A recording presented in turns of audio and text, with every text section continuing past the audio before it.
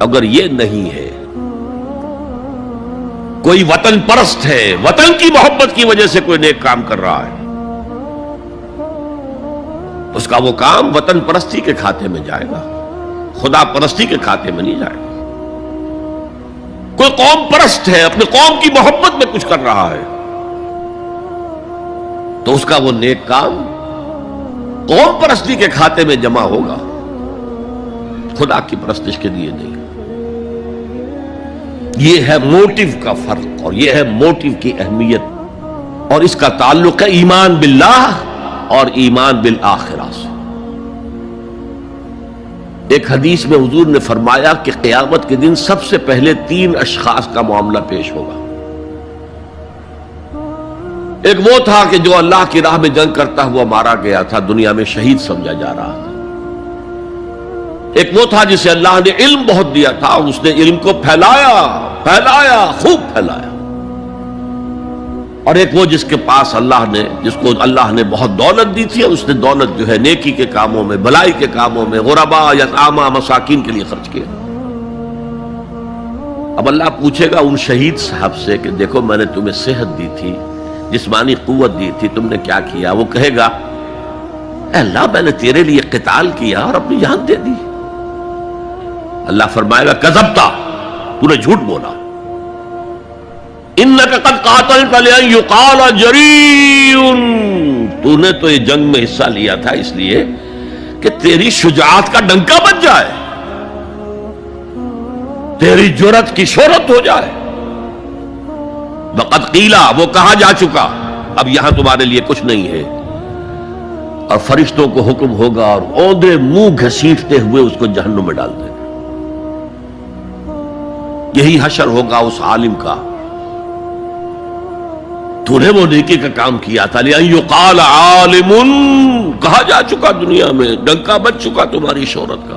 اب اس میں نوٹ کیجئے، اگر کسی عالم کے علم کا ڈنکا بج جائے، اس کی اپنی نیت وہ نہیں تھی تو اس کے اندر کوئی خرابی نہیں ہے۔ یہاں معاملہ نیت کا ہے۔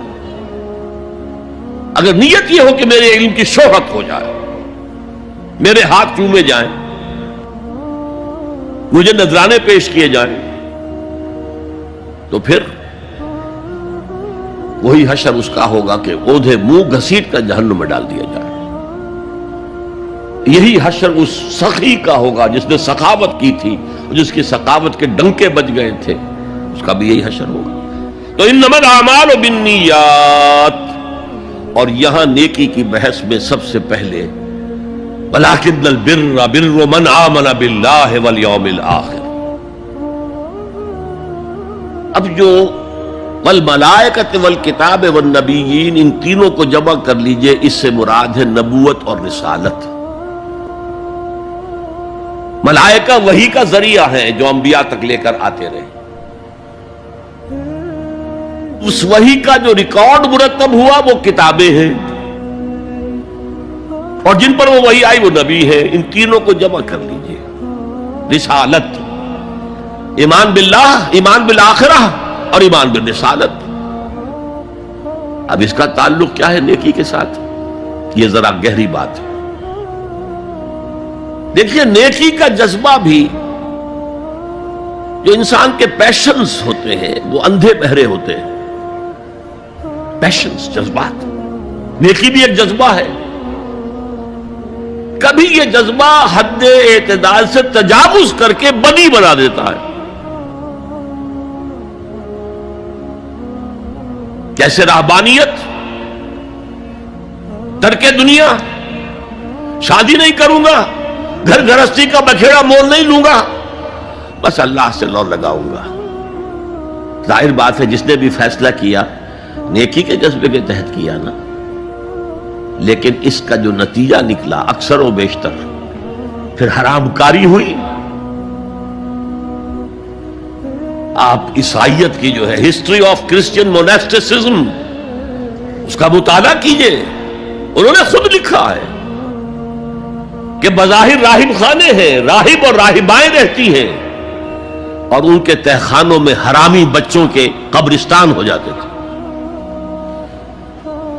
یہ نیکی کے جذبے نے بدی کو جنم دیا ہے۔ حضور کے ساتھ ایسا ہوا. 3 اشخاص آئے, انہوں نے حضور کی ازواج مطہرات سے معلوم کیا آپ رات کو کتنا وقت نماز میں لگاتے ہیں, آپ مہینے میں کتنے نفلی روزے رکھتے ہیں.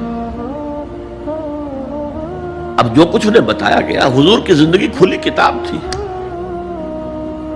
بتا دیا گیا اتنا عرصہ جو ہے آپ رات کو تہجد پڑھتے ہیں, بتا دیا گیا مہینے میں اتنے روزے رکھتے ہیں. انہوں نے اسے کم سمجھا, فتقالوہا, قلیل سمجھا کہ یہ تو زیادہ نہیں ہے, ہمارا تو خیال تھا کہ آپ ساری رات ہی کھڑے رہتے ہوں.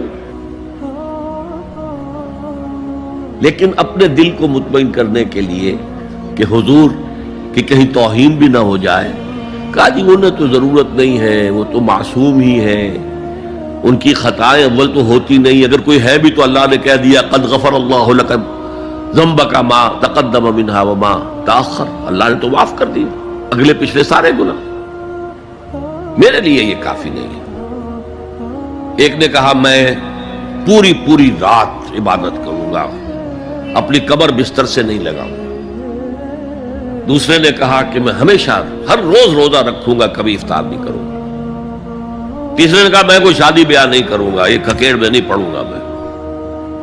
حضور کو خبر ہو گئی, آپ نے طلب فرمایا اور غصے کے انداز میں وہ الفاظ کہے کہ جو حضور سے بالکل متوقع نہیں ہے.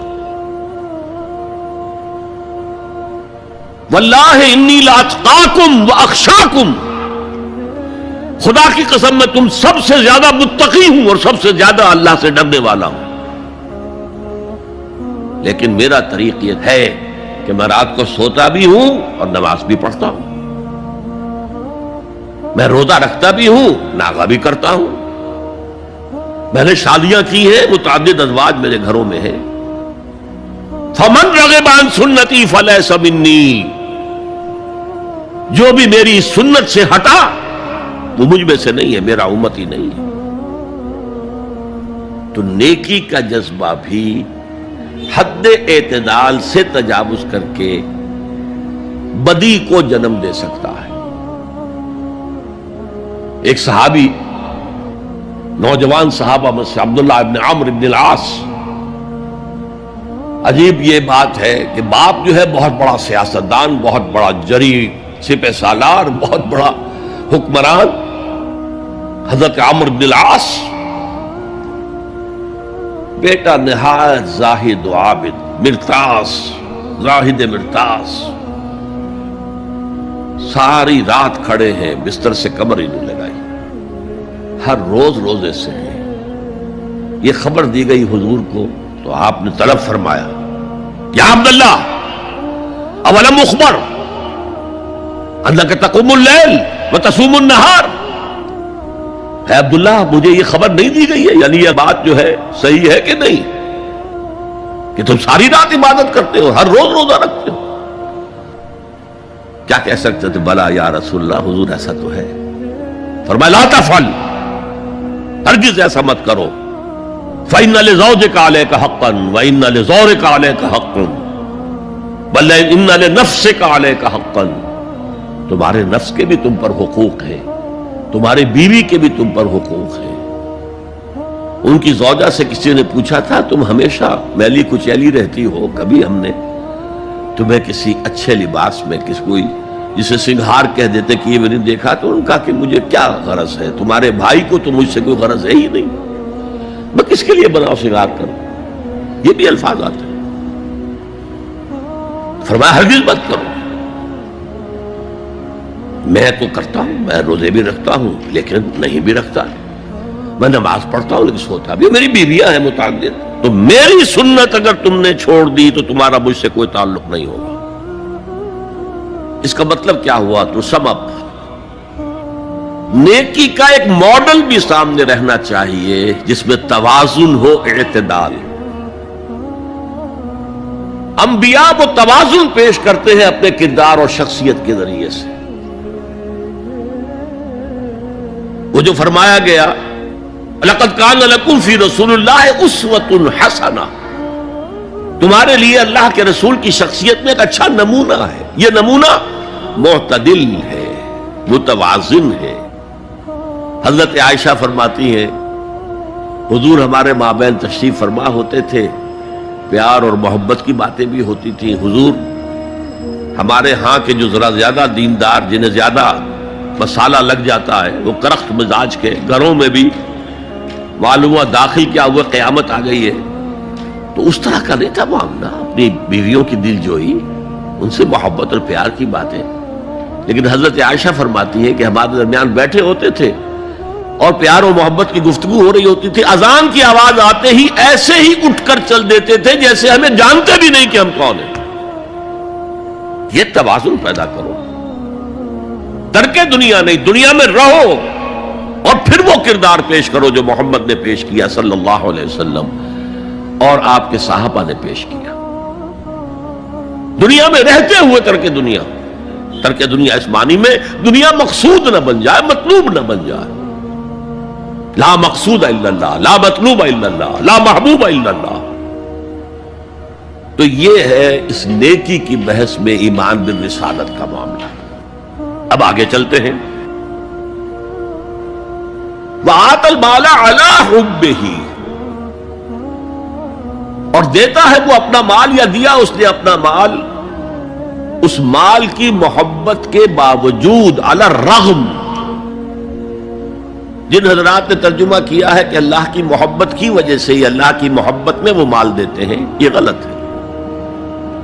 جو بحث ہو چکی ہے، موٹیویشن تو ان کی درست ہو گئی، ایمان باللہ، ایمان بالآخرہ سے، اب آگے اس کے تکرار کی ضرورت نہیں ہے۔ اور عربی میں کسی کی محبت میں کوئی شے آئے تو فی یا لام آئے گا، علی آتا ہے مخالفت کے لیے، علی الرغم۔ مال محبوب ہے، کس کو نہیں ہے؟ زین للناس حب الشہوات من النساء والبنین والقناطر المقنطرۃ من الذهب والفضة والخیل المسومۃ والانعام والحرث۔ انسان کی سرشت کو اللہ سے زیادہ جاننے والا کون ہے؟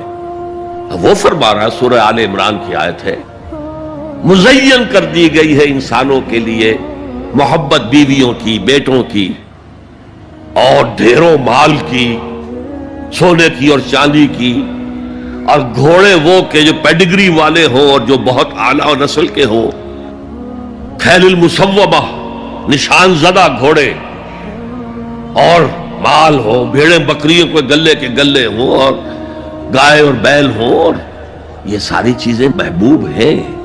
اس محبت کے خلاف عمل کرتے ہوئے مال خرچ کرنا تبھی تو مجاہدہ ہے۔